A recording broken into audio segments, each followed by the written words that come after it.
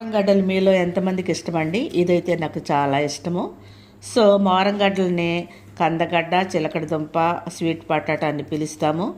ఇది మంచి ఆహారానికి మంచిదండి.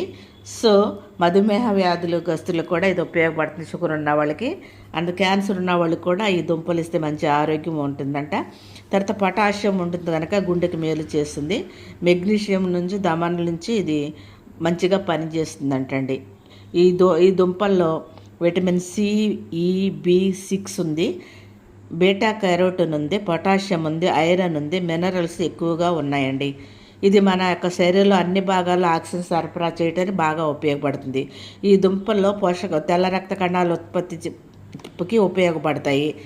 రోగ నిరోధక శక్తి ఉంటుంది. విటమిన్ సి ఉండటం వల్ల జలుబు, దగ్గు, జ్వరాల నుంచి కూడా కాపాడబడుతుంది. సో మరి ఇటువంటి దుంపల్ని మనందరం వాడదామా? Thank you so much.